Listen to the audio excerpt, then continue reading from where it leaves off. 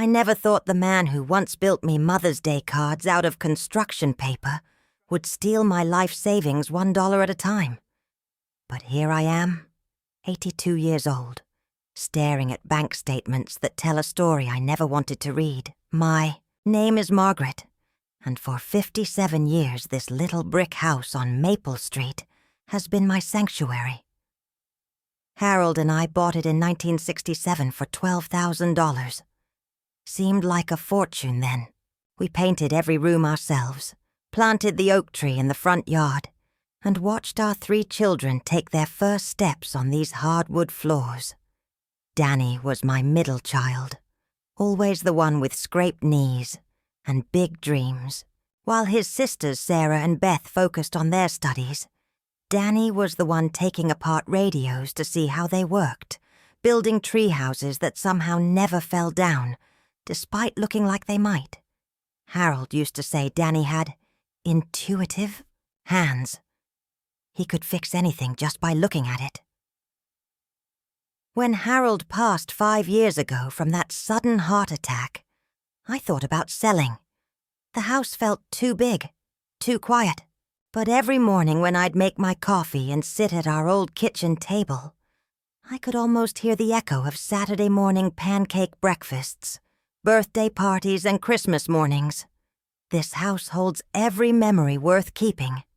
Danny's divorce from Linda 3 years ago hit him hard. 30 years of marriage, gone. She got the house, he got debt, and a broken spirit. But last winter, when he told me he was starting his own contracting business, I saw a spark in his eyes I hadn't seen since he was young. "I'm calling it Reliable Home Solutions," he said, showing me business cards he'd printed at the local shop. Finally doing what I love, Mom. When I casually mentioned that the roof was starting to leak after that big storm in February, and that the kitchen faucet had been dripping for months, his face lit up like Christmas morning. "Mom, you don't need to hire strangers," he said, giving me that charming smile that used to get him out of trouble when he broke windows with his baseball. "I'll take care of everything. Family discount, of course." I was so proud. Finally, Danny was getting his life together, and I could help him build his business while fixing up my beloved home. Harold would have loved seeing his son succeed. It felt like the perfect solution. The first red flag should have been the estimate. $15,000 to fix the roof, update the kitchen, and repair some drywall damage in the dining room, where we'd had that small water leak. It seemed steep. But what did I know about construction costs in 2024? Everything seems to cost more nowadays. Danny explained everything so confidently. Permits, materials, labor costs. He even showed me pictures on his phone of similar jobs he'd supposedly done for other clients. "See this kitchen, Mom? Just finished it last month. The lady was so happy she gave me a bonus. I should have asked for references. I should have gotten other estimates. But this was my son, the boy I'd nursed through chickenpox, taught to drive, helped move into his first apartment. Trust comes naturally when it's your own flesh and blood. I wrote him a check for $5,000 up front, without hesitation. The work started in March on a bright Monday morning. Danny arrived around 10:30 with a truck full of what looked like legitimate supplies. He was all business that first day, measuring, taking photos, explaining his process. "I want to do this. Right, Mom. Your house deserves the best." But by the second week, patterns emerged that made me uncomfortable. Danny would arrive late morning, putter around for a few hours talking on his phone, then leave by mid-afternoon. When I'd peek outside, he'd be sitting in his truck sometimes for 30 minutes at a time. "These things take time, Mom," he'd say when I gently asked about progress. "Quality work can't be rushed. You wouldn't want me to cut corners, would you?" Of course I didn't. But by April, I was getting genuinely worried. The roof situation had gotten worse, not better. During that terrible rainstorm we had mid-month, I had to put out 5 buckets to catch leaks. Water was coming through in places that had never leaked before. "That's normal, Mom," Danny explained, not looking me in the eye. "Sometimes you have to remove the old stuff before you can fix it properly. It'll get worse before it gets better." The kitchen project became a nightmare by May. Danny had disconnected the sink 3 weeks earlier, claiming he needed to upgrade the whole plumbing system. I was washing dishes in the bathroom sink, which was humiliating when my bridge club ladies came for our monthly meeting. "What happened to your kitchen, Margaret?" asked Dolores, trying not to sound judgmental but failing.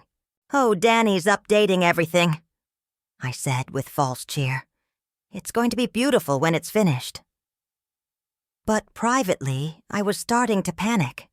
I couldn't cook properly because Danny had removed the gas line to the stove, temporarily. I was living on microwave dinners and sandwiches, which wasn't helping my diabetes management at all. The second check I wrote was for $4,000 in late May. Danny said he'd run into unexpected complications. Asbestos that needed professional removal, old wiring that wasn't up to code, structural issues that required additional permits. "I'm sorry, Mom, but these old houses always have surprises. I'm trying to keep costs down, but I can't compromise your safety. How do you argue with that?" I wrote the check. Then another $3,000 in June for specialized materials that had to be ordered from out of state. By this point, I was getting phone calls from my bank about my dwindling savings account. The cheerful woman from customer service suggested I might want to consider a different savings strategy since I was withdrawing such large amounts. July brought new horrors. The air conditioning unit Danny had upgraded wasn't working properly, leaving me sweltering in the summer heat with just a small fan.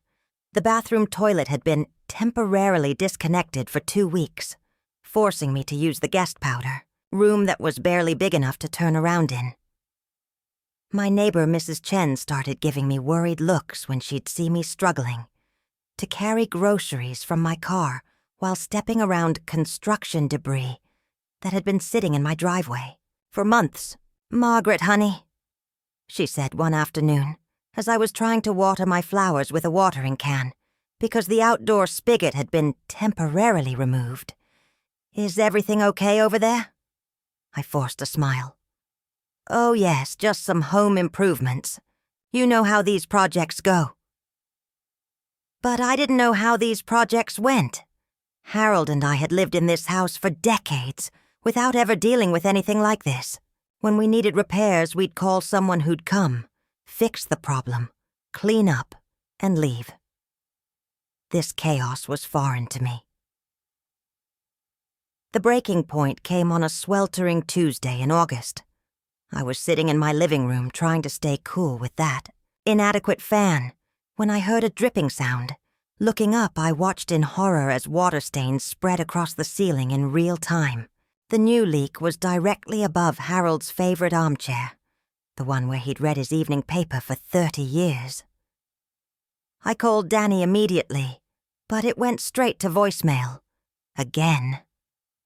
I'd left 6 messages in the past 2 weeks, and he'd returned exactly 0 of them. That's when I started to cry. Not just tears of frustration, but deep, body-shaking sobs. I was 82 years old, sitting in a house that was falling apart around me, having given my life savings to someone who seemed to have abandoned me. Even worse, that someone was my own son. I called Sarah in Phoenix that night. "Mom, what? Do you mean the house is uninhabitable? What exactly is Danny doing over there?" When I tried to explain the situation, it sounded insane even to my own ears. "He says it's complicated, that old houses have surprises." "Mom?" Sarah's voice was sharp with concern. "Have you gotten any other opinions? Any other contractors? To look at the work?" I hadn't. The thought of admitting to strangers that my own son might be... what? Incompetent? Worse? It felt like a betrayal of the boy I'd raised. That's when my neighbor, Mrs. Chen, knocked on my door the next morning. Her face was grim, and she was wringing her hands in that way people do when they have bad news to deliver. "Margaret, honey, I hope you don't mind me asking, but what's going on with your house? My nephew Tony is a contractor, and he's been watching the work from his window. He's very concerned."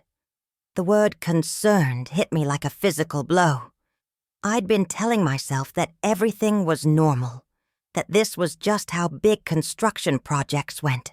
But having an actual contractor express concern made my stomach drop. "What kind of concerned?" I asked, though part of me didn't want to know. "He asked me to give you his number. He said he'd be willing to take a look and give you a second opinion. No charge." I stared at the business card she handed me. Tony Ramirez, licensed contractor. The card looked professional, established, not like Danny's home-printed cards. That afternoon, Tony came over. He was a young man, maybe 35, with kind eyes and genuinely calloused hands. The kind of hands that belonged to someone who actually worked with them every day. He wore clean work clothes and carried a real toolkit, not the random assortment of hardware store purchases Danny had been using. "Ma'am, before we start, I want you to know I'm not here to sell you anything or criticize anyone. I just want to make sure you're safe in your own home." What he showed me over the next hour made my stomach drop further with each revelation. "Ma'am, I hate to tell you this, but whoever's been working on your house has been using the cheapest materials possible and doing almost everything wrong. This roofing job, it's not just incomplete, it's actually dangerous. These shingles are dollar store quality, and they weren't even installed properly. Look here." He pointed to areas where shingles were already curling, where flashing had been installed backwards, where gutters were pulling away from the house because they hadn't been properly secured. The flashing is completely wrong. Water's being directed into your house instead of away from it. You're going to have major structural damage if this isn't fixed immediately. I'm surprised your ceilings haven't collapsed already. We moved to the kitchen, where Tony's expression grew even more serious. This plumbing work is a disaster waiting to happen. See these joints? They're not properly sealed. And this, he pointed to the disconnected gas line. This is incredibly dangerous. Gas lines should never be left like this. You could have had a leak, an explosion. The electrical work wasn't up to code and could start a fire. The drywall patches were already cracking because proper prep work had been skipped entirely. Even the paint job in the living room, something I'd thought looked decent, was already peeling because the walls hadn't been properly primed. "Ma'am, I've been doing this for 15 years. An honest contractor would charge maybe $6,000 for all this work. Done right. And it should have taken 2 weeks, not 6 months. I sat down heavily in one of my kitchen chairs. "He's charged me almost $15,000. Tony's face went pale. 15,000. Ma'am, for $15,000 I could have gutted and completely renovated your entire kitchen and still had money left over for a full roof replacement. He spent another 30 minutes showing me everything that was wrong, taking photos, making notes. His assessment was thorough and damning. Not only had Danny charged me 2.5 times what the work was worth, but he'd done it so poorly that it would all have to be torn out and redone from scratch. "The worst part," Tony said gently, "is that some of this is actually dangerous. This electrical work could start a fire. This roofing could lead to structural collapse if we get a bad storm. You need to get this fixed immediately." That evening I called Sarah again. "Mom, you need to file a police report. This is fraud. This is elder abuse. But Sarah, he's my son. Your brother. He's a criminal, Mom. What he's done to you is illegal, and it's dangerous. What if that roof had collapsed on you? I couldn't sleep that night. I kept walking through my house, seeing it through Tony's eyes instead of my own. Every botched repair, every corner cut, every lie Danny had told me. I sat at my kitchen table, the same table where Danny used to do his homework, where I'd helped him with algebra, and listened to his dreams about building things, and went through my bank statements. Transaction by transaction, I traced where my money had gone. The money Harold and I had saved penny by penny for 40 years. The money from Harold's life insurance that was supposed to be my security in old age. The money I'd planned to leave to my children and grandchildren for college, for down payments, on houses, for their own dreams. $15,000. Gone. Stolen by the child I'd carried for 9 months. Nursed through fevers. Celebrated every birthday and achievement. My son, my Danny, had looked me in the eye, lied to me repeatedly, and stolen my life savings while putting my life in danger. But the worst part wasn't the money. It was the trust, the complete violation of everything I thought I knew about the boy I'd raised. I kept asking myself where I'd gone wrong, what I'd failed to teach him.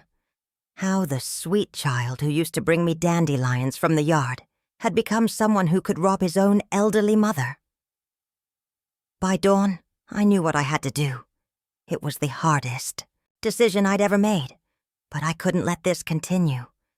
If Danny would do this to me, what would he do to his next victim? What if he targeted another elderly person who didn't have family to eventually notice? I didn't sleep that night. By morning, I knew what I had to do, though it felt like planning my own execution.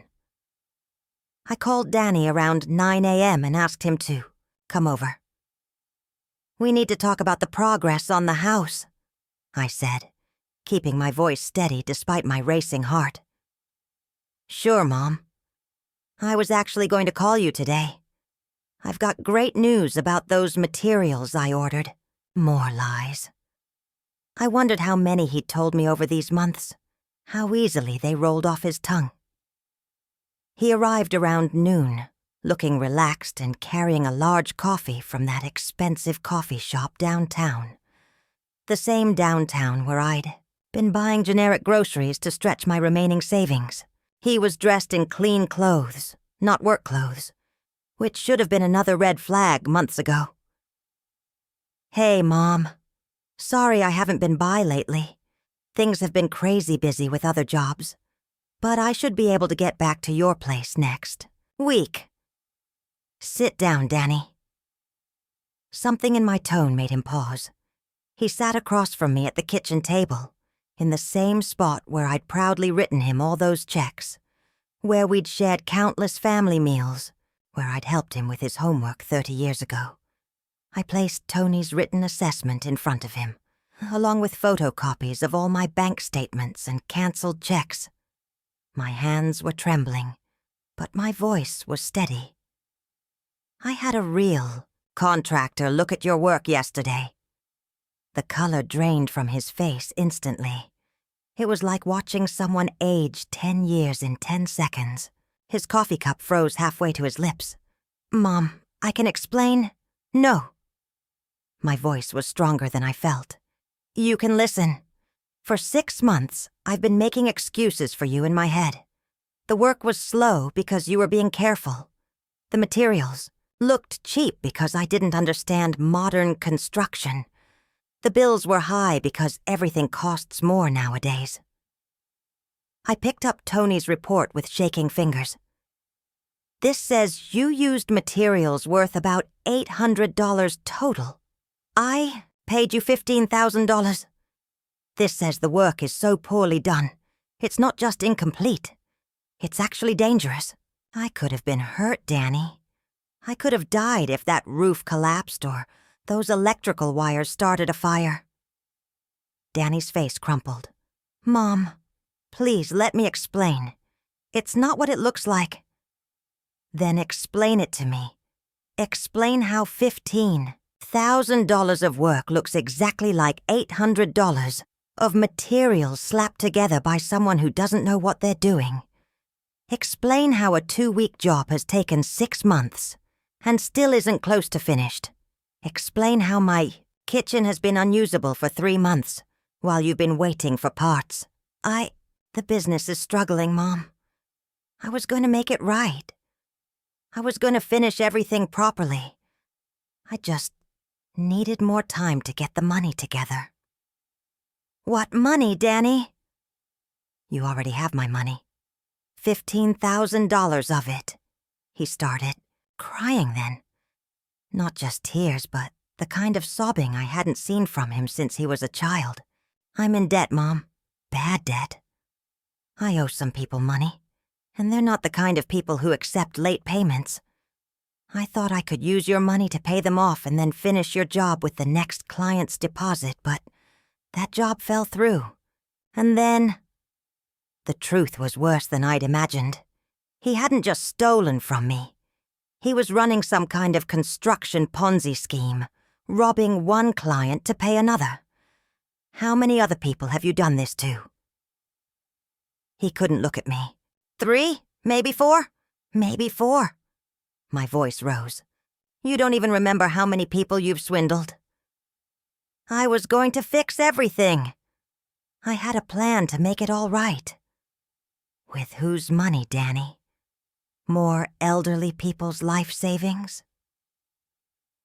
The kitchen fell silent except for the sound of his crying, and the drip of the kitchen faucet, the same faucet he was supposed to have fixed 6 months ago.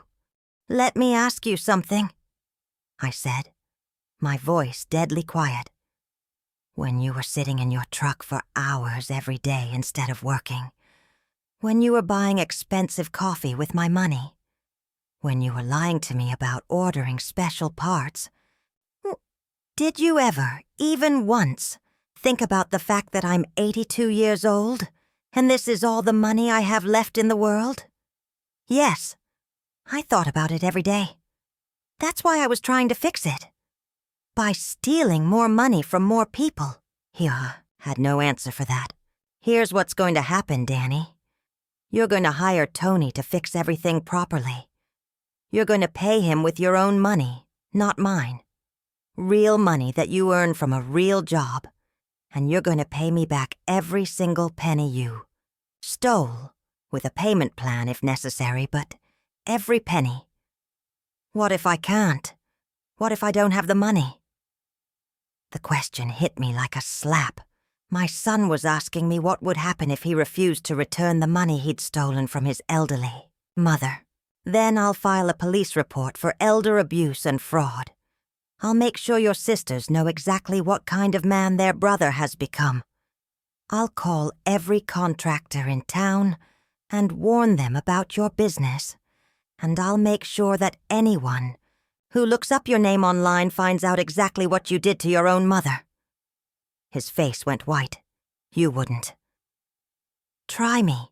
We stared at each other across the table where I'd served him thousands of meals, where he'd blown out birthday candles, where he'd told me about his first girlfriend and his dreams of starting his own business someday.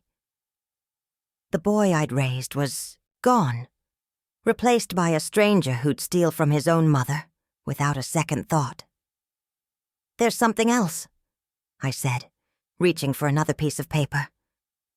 I've written a letter explaining everything you've done. I'm giving copies to Sarah and Beth, to Mrs. Chen, and to my lawyer. If anything happens to me, if I have an accident, if I fall down the stairs, if my roof mysteriously collapses, they'll know exactly where to look. Mom, how can you think I'd hurt you? 6 months ago, I would have said you'd never steal. From me either. I don't know who you are anymore, Danny. The silence stretched between us like a chasm. Finally, he wiped his eyes and looked at me with an expression I couldn't read. I'll pay you back. I'll get a real job and pay you back. Yes, you will. $50 a week, starting next Friday. I've already talked to Tony about the repairs. It'll cost $6,000 to fix everything properly. You'll pay him first, then start on what you owe me. That'll take me years to pay back. Then you should have thought of that before you decided to rob your mother. That was 8 months ago. Danny is slowly paying me back $50 a week from his job at Henderson's hardware store. Mr. Henderson hired him after I personally vouched for his character. Something I wasn't sure I could do honestly.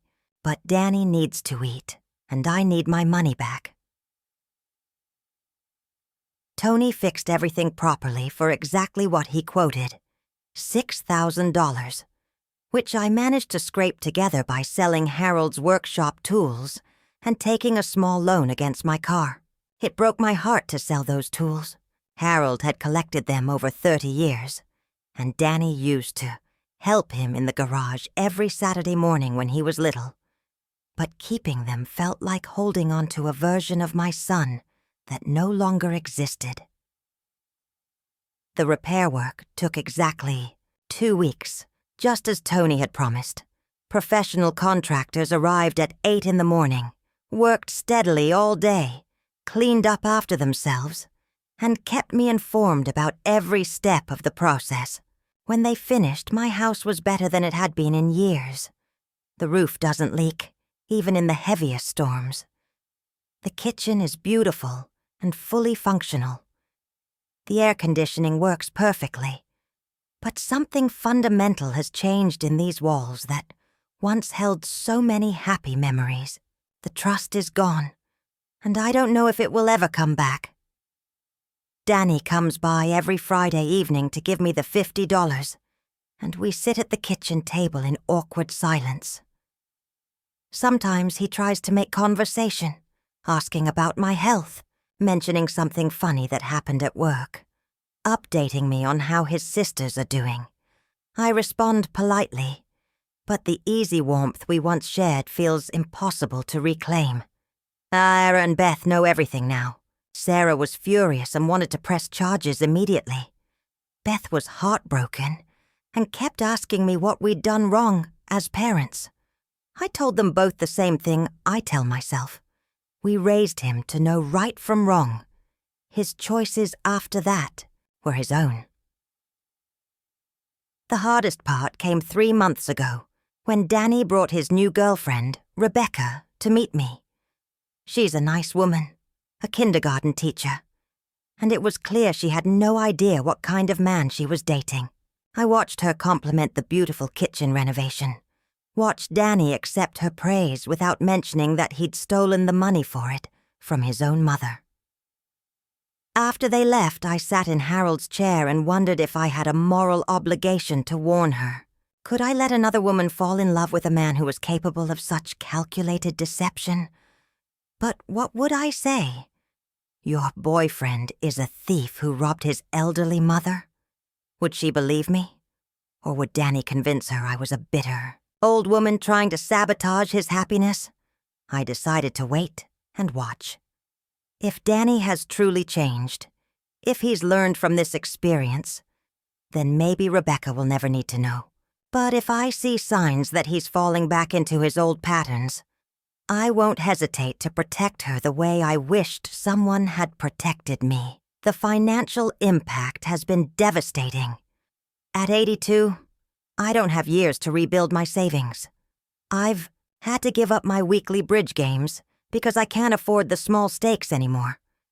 I shop exclusively with coupons now and buy generic everything.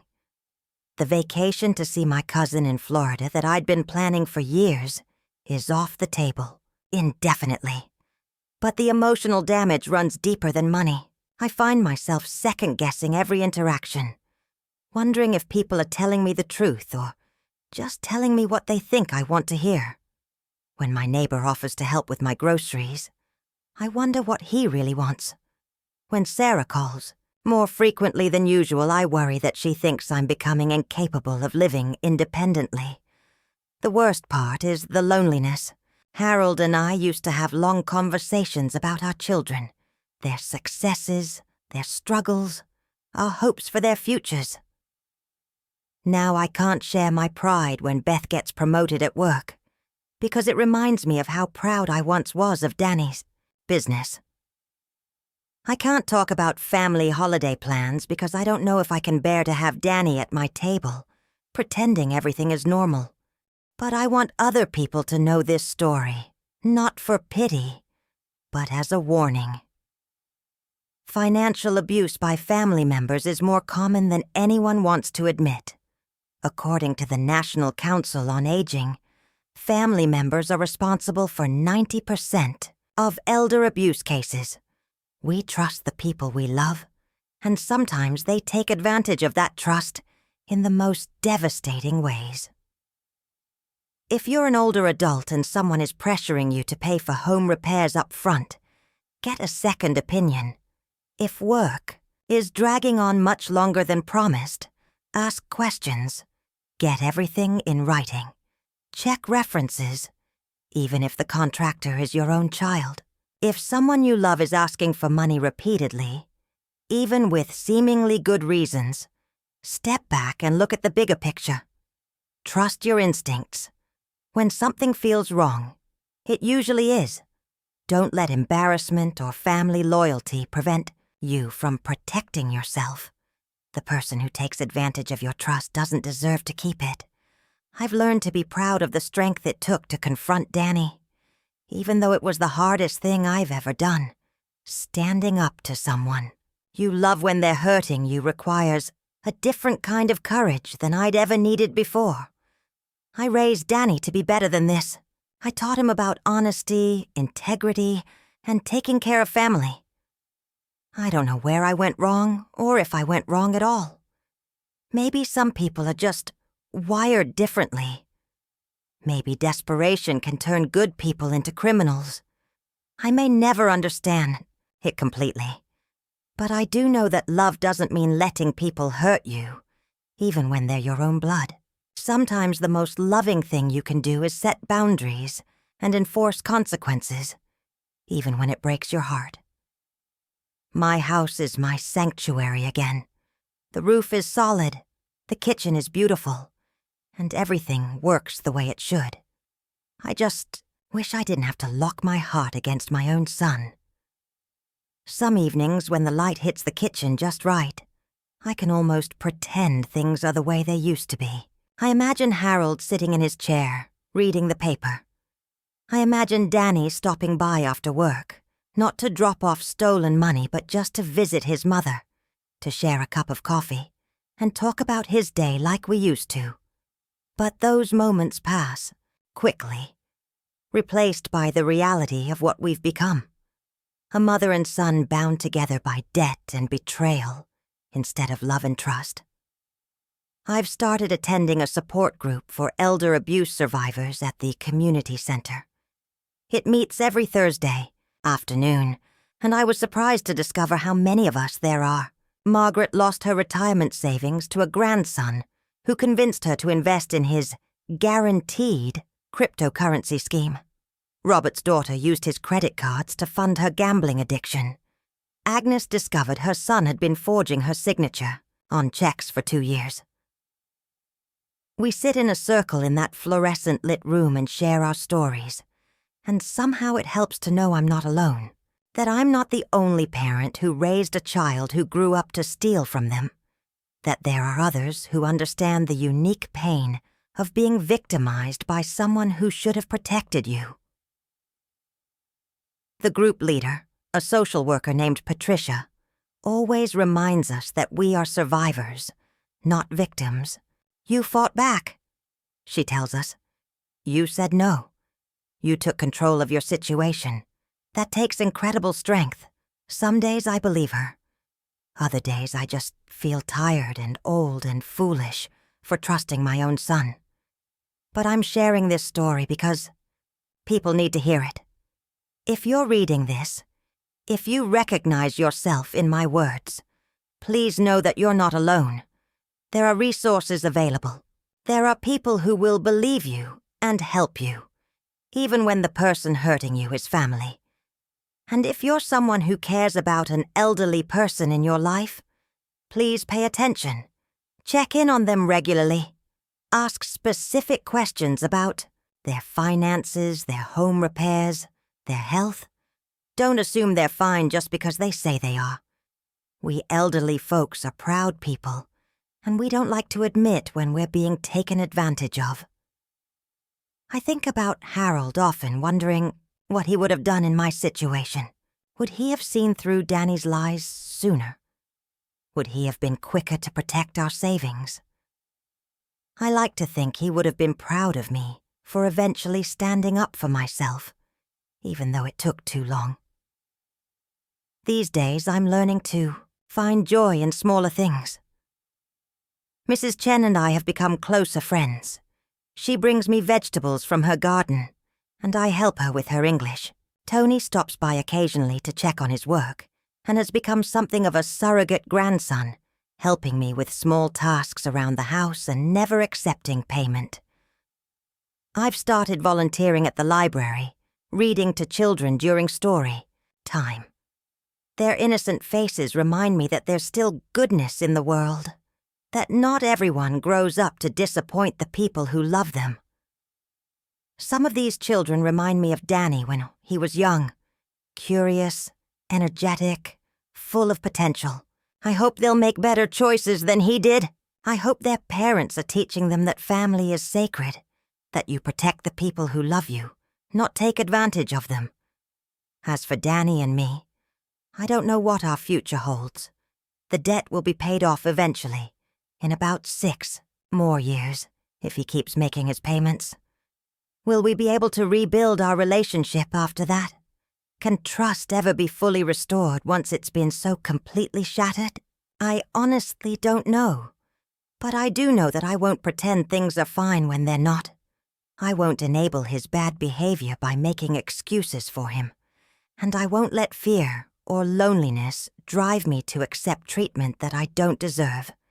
If Danny wants a real relationship with me again, he'll have to earn it. Not just by paying back the money, but by proving that he understands the magnitude of what he did. By showing genuine remorse, not just regret at getting caught. By demonstrating that he's become the kind of man who would protect his elderly mother, not prey on her. Until then, I'll keep living my life, finding my own happiness, surrounding myself with people who truly care about me. I survived raising 3 children, buried a husband after 54 years of marriage, and lived through the Great Depression and 2 wars. I'm stronger than I sometimes give myself credit for. And to anyone out there who might be considering taking advantage of an elderly person's trust, remember that we're not just sources of money. We're people with feelings, with histories, with families we love. When you steal from us, you're not just taking our money. You're stealing our sense of security, our ability to trust, our peace of mind in what should be our golden years. We deserve better. We've earned the right to live with dignity and security, and increasingly, we're learning to fight back. Share your story below if this resonates with you. Let's break the silence around elder abuse and protect each other. We're stronger together than we are alone. My own son is scamming me out of my inheritance with shoddy home repairs.